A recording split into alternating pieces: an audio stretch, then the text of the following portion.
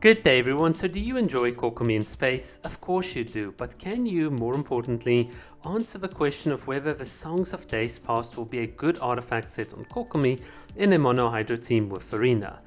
Okay, that's gonna take a bit of work, and the answer is very simple. I'll just put it straight up front here in the video. No. So with Ocean Hued Clam set, this is what your team does. With the Songs of Days Past, this is what your team does. Case closed, but there's a lot to unpack. So let's begin at the beginning, and then I'll slowly take you through all the reasoning and all the maths and all these things, and hopefully you can gain a perspective on this rather than just a simple yes or no answer.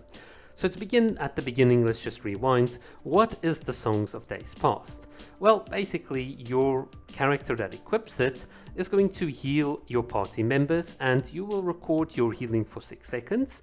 Once that 6 seconds is over, we're going to look at the total amount that you've healed. So let's assume you've reached a cap of 15,000. What then is going to happen is that whenever your current character that's currently active on the field hits opponents with a normal charge type, plunging elemental skill, elemental burst, their damage is going to be increased by 8% of this 15,000. In other words, it's going to act like a Shenhe Quill buff. So that 1,200 is going to be added to your damage and then multiplied out in the damage equation, in Genshin Impact damage equation. So for instance, it's going to be multiplied by your Hydro Goblet percentage, by your crit rate, crit damage. So in that case, you can then start seeing, okay, this 1,200 can start adding up quite a bit. But if I do some rough napkin math here, we can see that 5 instances of this, which is all that you're given, multiplied by 1,200, that's going to be 6,000, multiplied by, well, Kokomi has no crit rate, so it's not going to help, multiplied by the damage bonus she gets, well, that could be, let's say, 12,000 if you account for a Hydro Goblet and her talent, and Farina boosting the party with the fanfare stacks and all of that. So let's assume the 6,000 doubles to, let's say it goes up to 15,000 for whatever. That's going to be the total extra increase Kokomi is going to get if she stays on field, which is less than an Ocean Hued Clam bubble pop of 27k, and you get these pops much more frequently than 3 seconds, or 6 seconds, sorry. So in that case, just off the cuff, rough napkin math, it doesn't seem to be a good deal on Kokomi, and certainly the simulations have also kind of confirmed this. So speaking about simulations, I'll put this in the description. I'm using the simulations from the ID that's been submitted here by this user. You guys can find it, and also if you just scroll down a bit, you'll find my practical Neela Bloom team in case you want to check that out. A lot of work went into that. Right, so with this team, what I've done is, and you can see here, not cheating in any way, this is the configuration I'm using. I've changed the weapon to Prototype Amber, artifact set is Ocean Hued Clam, and as you can see on screen, here is everything that you can see. It's the same with the other team. You can keep me honest here. The only thing I've done is just change the Songs of Days Past. Everything else, the stats, exactly the same between this and this side. That's literally the only thing we've changed. There's one single line of code here. Everything else exactly the same. So when we start running the simulation, you can see that the energy stays the same, the healing per second, reactions per second. So this is what's so good about the sim. We can almost hold all other variables constant, and then you can see, what is the impact of that single variable, just that artifact set. And well, it seems that your team's damage is, well, it's not going to be that, you're not going to be that much worse off, but it's not that you're going to be that much better off.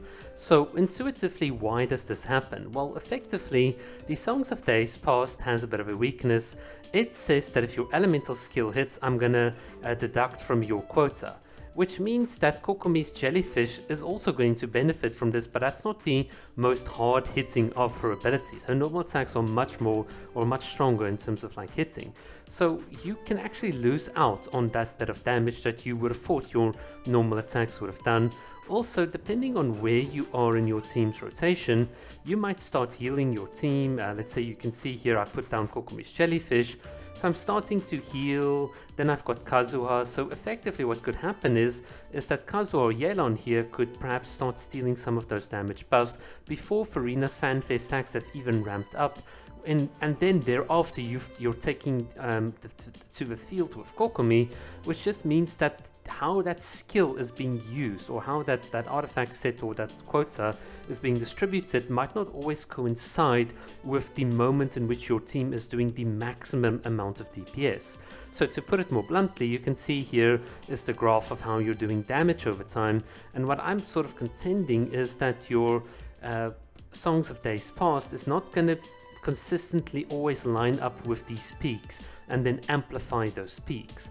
You might get some damage instances here or here when there's not much happening in terms of the team's output, because you are setting up, you're redoing your skills and so on. So the timing of that buff really makes a difference. It's not something that I can we can look into it into detail if we just look at like the seeds here, and you really want to dissect it like frame by frame and see what's going to happen and so on. But honestly, just take the sim results as they are. Also, the other thing that I need to point out is that Kokomi does about 30% here of the team's damage, and Yelan does about 33 and Farina 31. So that artifact set on Kokomi, where she's only contributing 30% to the team's damage, even if it were slightly better than the Hued Clam set, it's not going to make that significant amount of an impact, because you're only doing 30% of the team's damage. You can also see here, in fact, Kokomi is doing slightly less now because of that artifact set. It just shows you how powerful Hued Clam is, and also the fact that Hued Clam really works well with Prototype Amber, because your immediate healing that you're getting every 2 seconds is immediately used and hit and put onto the field, whereas for Songs of Days Past there's a bit of a lead and lag period. So you first need to build up and then do damage, then build up, then do damage, whereas Hued Clam does more frequently damage. So that means it can synergize better with when you're healing, when the jellyfish is healing, when Prototype Amber is healing. So that's just my interpretation of the facts, if I have to think really practically about it. From that side, there's nothing else that I can actually point out here.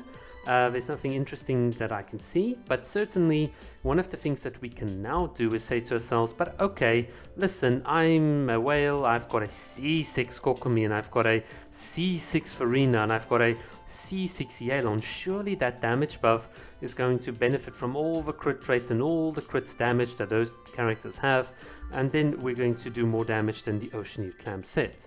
We'll actually see if this is the case. So this is what I love about GC Sim. You can effectively answer these types of what if questions, and then you can immediately see what the impact is. So here you can see we've got the simulations that are just going to play out, but immediately, well, tentatively so far, it seems that Hued Clam is still beating out the other set. So we might want to do a couple of adjustments here. You can see, I mean, after 700 simulations, it's pretty much guaranteed. We might make a bit of an adjustment and say, hey, Yelan, crit rate and crit damage, what if we just bump this up to, I don't know, we just increase Yelan's crit damage by 100 and increase her crit rate by 100. Is that going to have some sort of effect on the simulations? And then we can also do it on this side as well. So see, this is what I love about playing around. We can get a perspective. So you can load up your own DPS and your own artifact sets, and then you can get a perspective on really what's happening.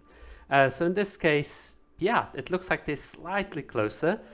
So it does show you that with investments, and I think I tested as I played around with this earlier as well, as your investment levels really become higher and higher and higher, you should see that these two would start equaling out, but it is not an entire guarantee.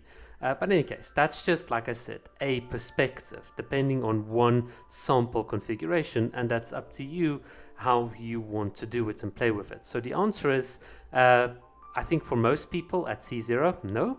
But if you really are min-maxing, maybe at the highest end there could be an argument, but it doesn't seem, in my opinion, to be a solid argument to use the one over the other. At least that's how I would have hoped this artifact set would be balanced. At the highest end they should be equal, but then again, I don't know how Genshin Impact balances their game. I can only see what the calculator tells me. Alright. Guys, oops, don't want to show that. What I want you to do is go and enjoy Kokomi in space even more, and then ponder about how awesome the Hued Clam set would look like if this were part of a new fan-made skin for her. Right, cheers.